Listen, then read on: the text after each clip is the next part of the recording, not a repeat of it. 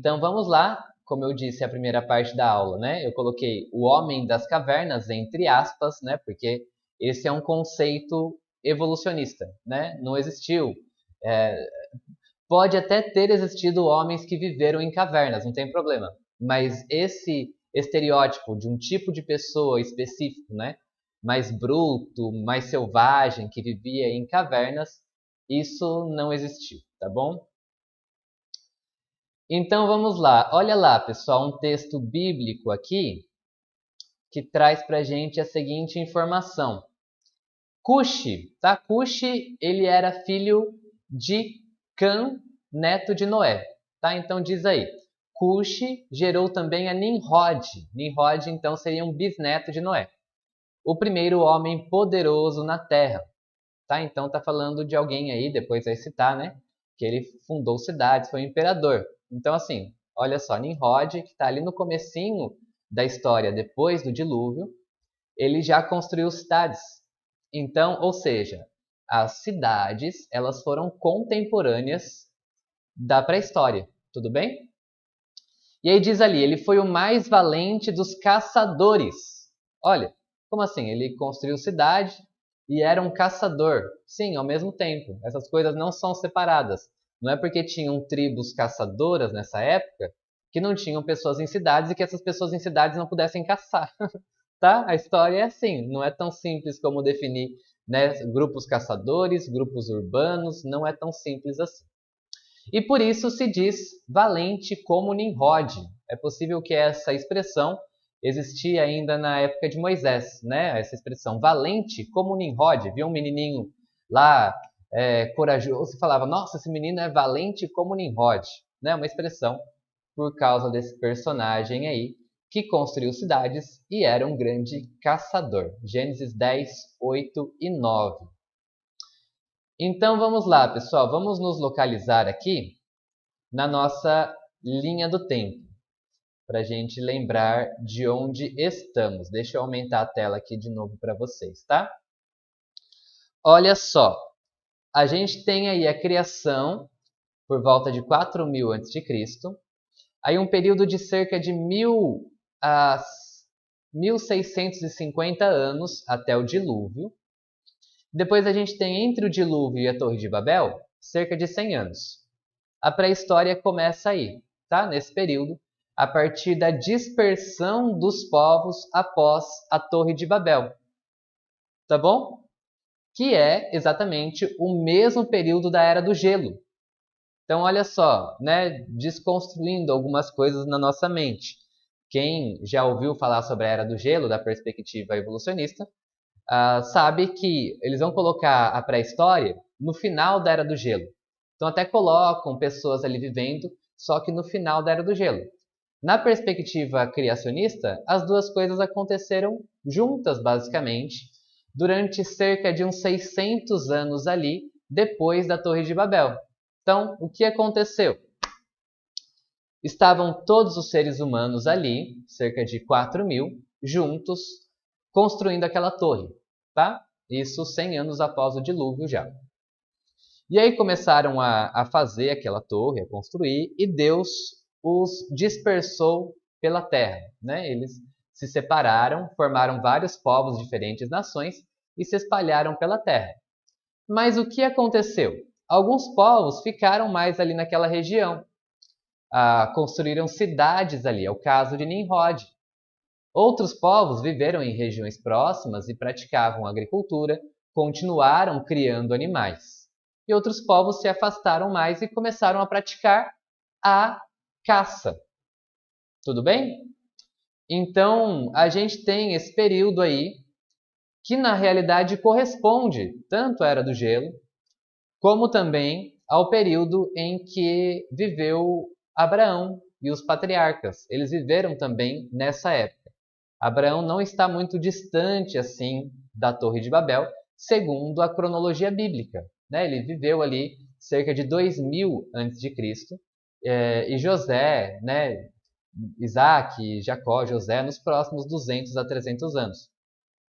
Então, assim, Abraão, tá? Tudo que a gente lê ali daquele período pertence a essa época também, tá? Só que em lugares diferentes, em regiões diferentes do mundo, né? Abraão viveu numa região que existia já agricultura, né? Ele mesmo criava animais, vivia em tendas, mas existiam regiões mais afastadas que tinham aquele modo de vida só da caça mesmo, da coleta, enfim, e não tem nenhum problema com isso, são lugares diferentes simplesmente, e não uma sequência evolutiva. Tudo bem? Não tem nada a ver aqui com uma sequência, com alguns seres humanos mais capazes, inteligentes, vindo depois de outros incapazes. Não existe essa ideia, né? Não faz sentido nenhum se a gente pega e relaciona isso com a Bíblia. Mas entendendo a palavra de Deus, eu vou mostrar para vocês que a existência de povos caçadores faz todo sentido durante esse período, e é isso o que as evidências mostram, tá bom? Então, olha só, pessoal, senso comum, né, sobre a pré-história, a Idade da Pedra, né, a idade do homem das cavernas. Então, olha só, essa imagem, por exemplo, aí à direita. Você tem um ser que parece mais embrutecido, né, a fisionomia dele é mais rústica, mais selvagem, vestindo peles de animais, meio confuso, né, aparência meio, né, mais bruto mesmo, né, e que vivia ali em uma caverna. E na imagem à esquerda você tem seres humanos, né, também, só que novamente com uma aparência um pouco diferente da atual. Até tem um osso prendendo o cabelo ali da mulher, com uma marreta de pau, né? E até tem essa ideia de que o homem das cavernas, ele para pegar a mulher, ele ia com uma marreta, batia na cabeça dela, pegava pelo cabelo e levava a mulher até a sua caverna, né?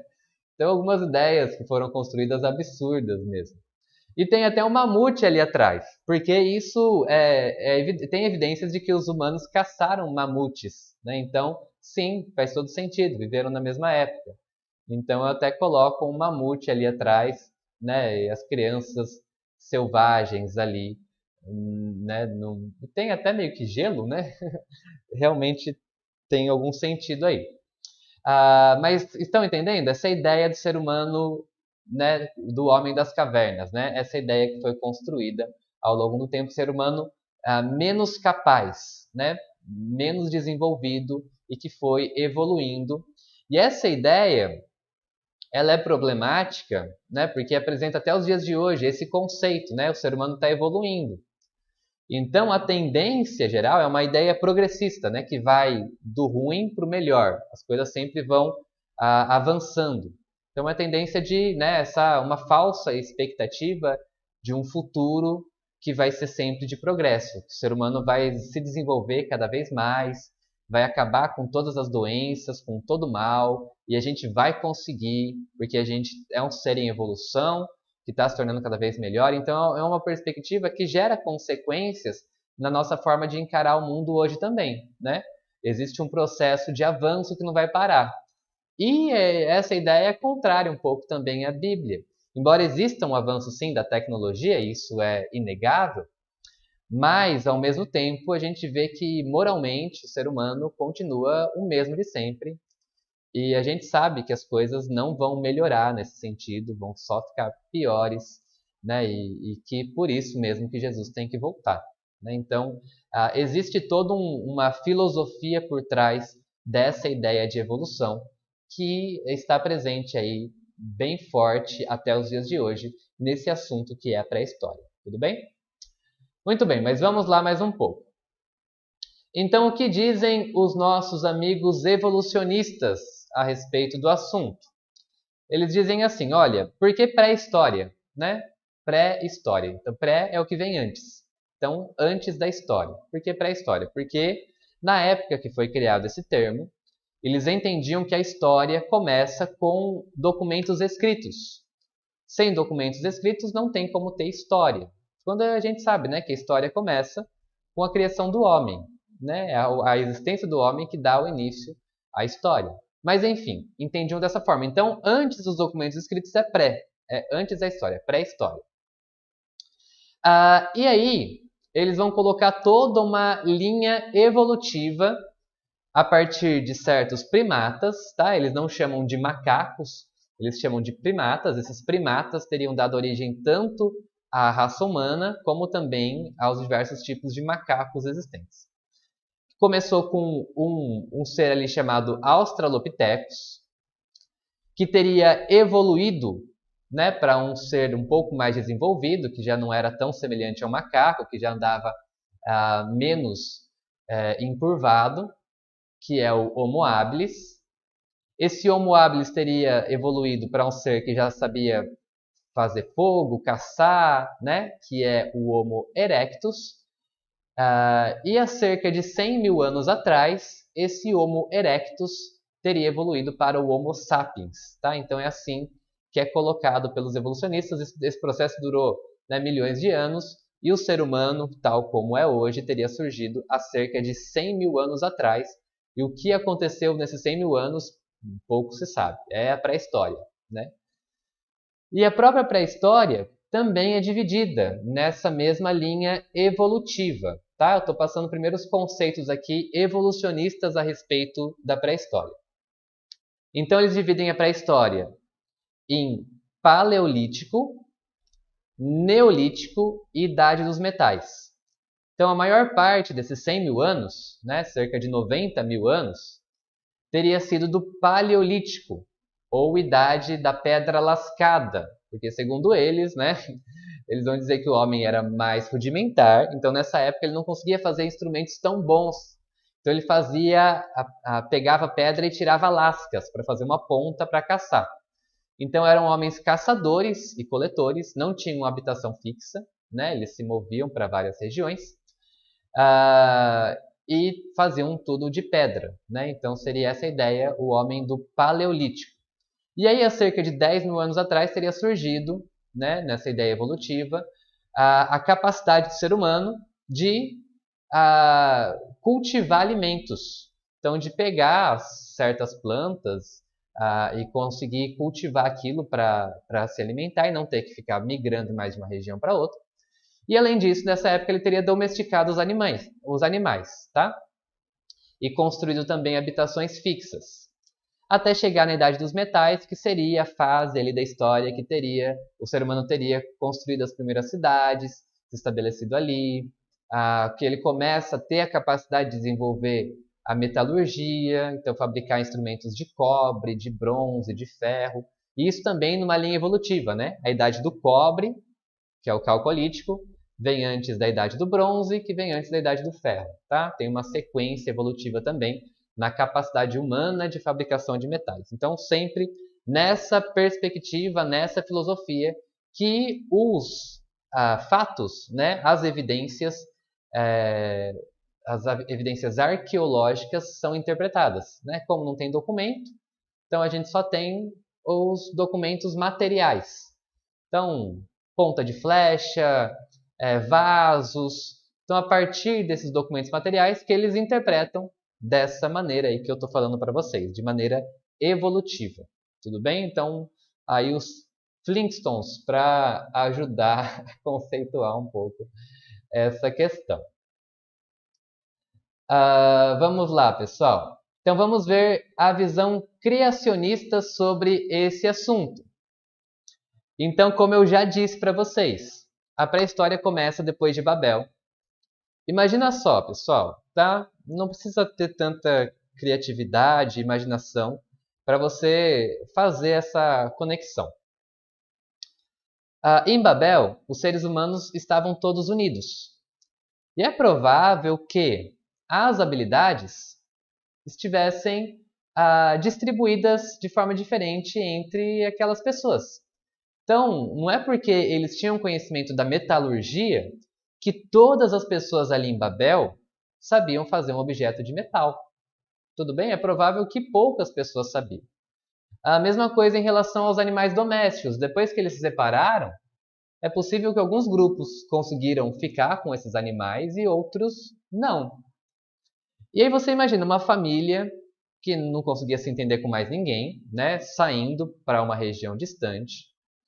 Só que, assim, não tem emprego, não tem onde trabalhar, não tem cidade, não tem nada. Eles se veem em um lugar inóspito, com um clima cada vez mais difícil, porque é a entrada aí da Era do Gelo, um clima frio. E o que eles têm? A natureza. O que eles têm? São os recursos da natureza para sobreviver. Então, para não morrer, eles precisavam caçar animais. Eles precisavam fazer instrumentos que pudessem possibilitar eles de se alimentarem. Então, assim, esse processo de formação desses grupos de caçadores é um processo natural do próprio afastamento dessas pessoas ali da região de Babel.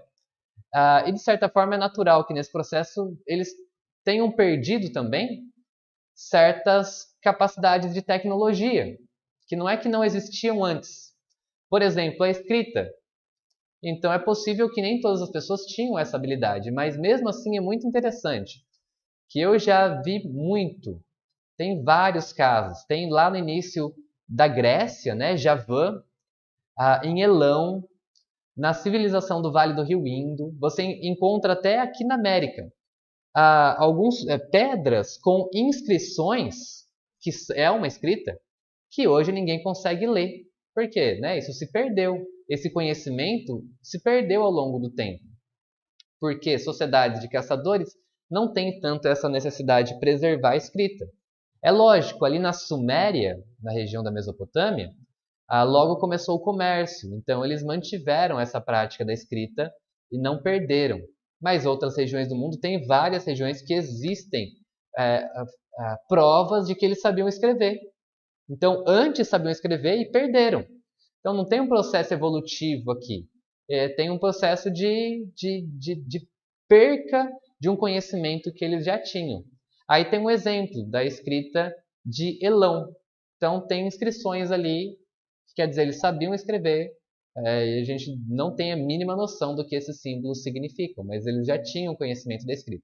Então, muitos conhecimentos que já existiam antes do dilúvio se perderam nesse processo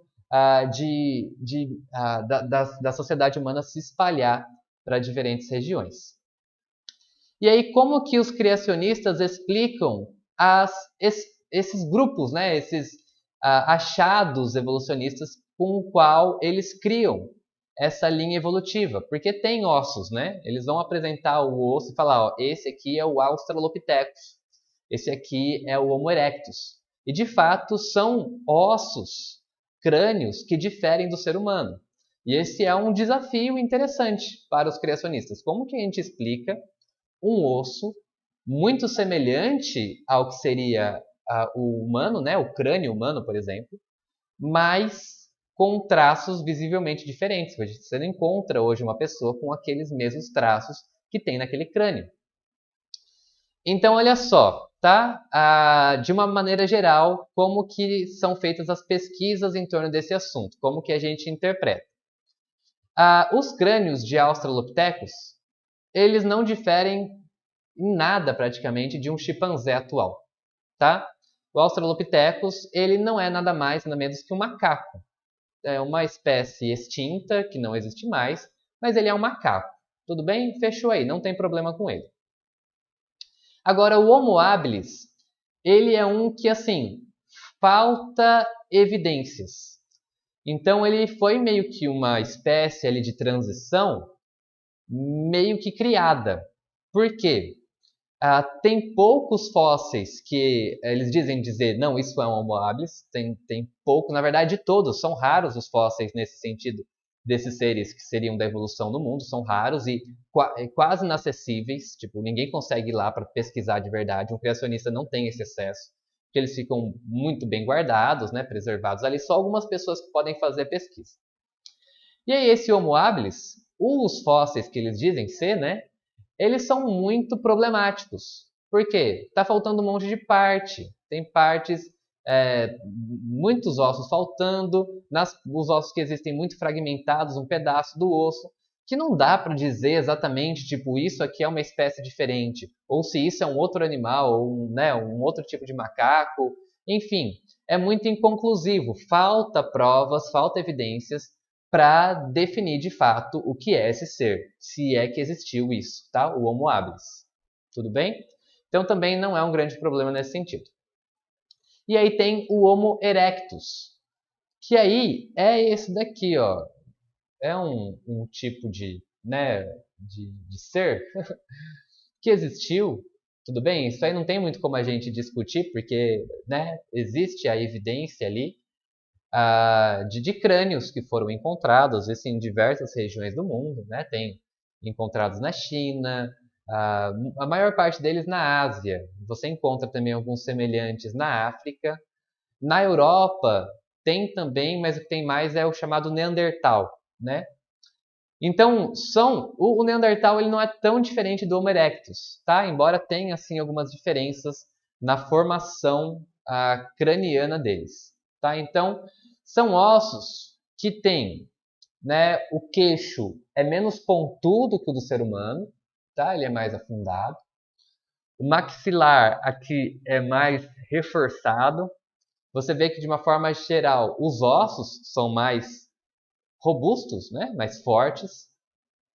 E aqui na sobrancelha, né? No supercílio, dá para ver ali na imagem, né? É meio saltada para frente assim. Então, existiram, né? Esses seres aí existiram. E aí a questão que fica é, tá, né? Como que a gente interpreta esses fatos, esses dados, né? Porque tem coisas que dependem mais da a filosofia, né? Tipo essa questão da evolução, de interpretar os fatos como sendo evolução. É a filosofia da pessoa que leva ela a enxergar aquilo, tudo bem? Agora, esses crânios, eles são evidências, tudo bem? Eles são fatos. Não dá pra gente dizer, ele inventou. Não, existe, tá? Existe. Então, algumas hipóteses, tá? Possíveis para explicar. Não tem só uma, pode ser que some-se várias delas, né? Que tem uma soma aí de mais de um fator para a explicação disso. Mas são plausíveis, tá? Então, olha só. Uma explicação, que é a que eu gosto mais, na verdade é a que eu acredito mais em relação a esses ossos, é que eles são dos milhares de pessoas que existiram depois de Noé, que viveram centenas de anos. Então, você tem ali, se não me engano, deve ser 6 ou 7 gerações, tá? Por volta disso, não sei agora exato. De pessoas que viveram pelo menos até 200 anos, mas muitas que viveram 400 anos, né? Noé viveu 500 anos, né, depois do dilúvio.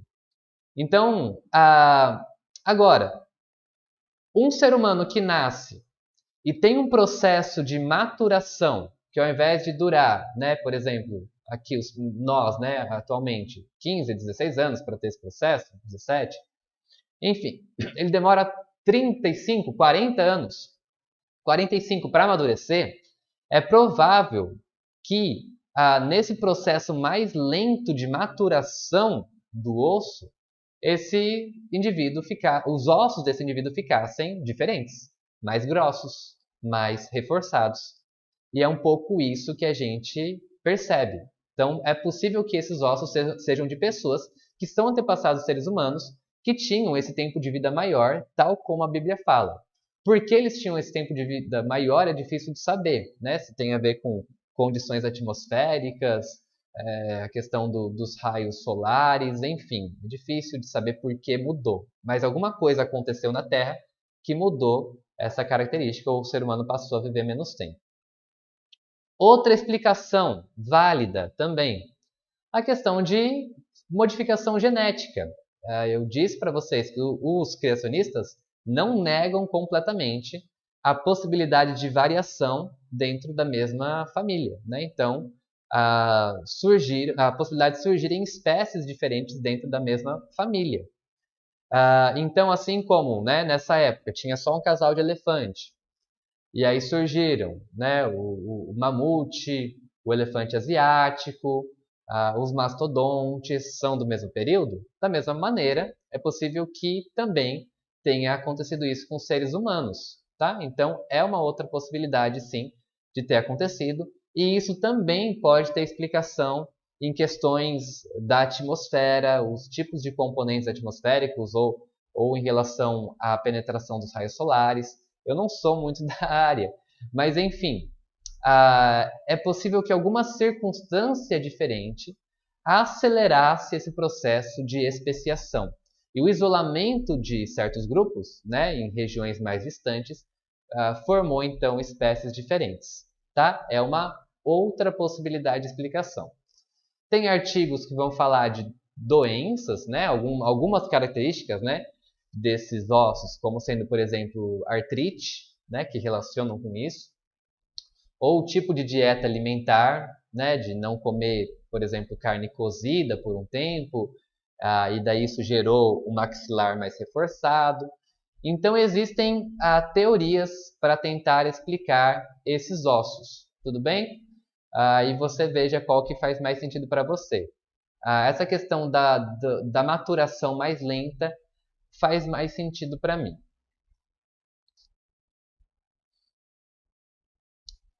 E aí, esses grupos, né, que os evolucionistas chamam de paleolítico, essas fases, né, de paleolítico, seria a idade da pedra lascada, caçadores, neolítico, agricultores e pastores, e a idade dos metais, o surgimento das cidades, de acordo com a visão criacionista, seriam, como eu já disse, contemporâneas em regiões diferentes. E de fato, você não encontra paleolítico onde tem cidade.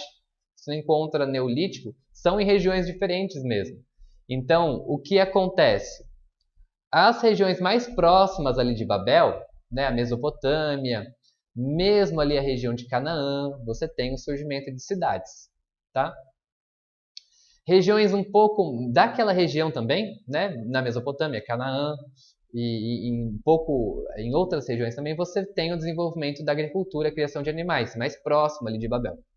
Agora, regiões mais distantes, você não tem isso. O que você vai ter são sociedades de caçadores e coletores.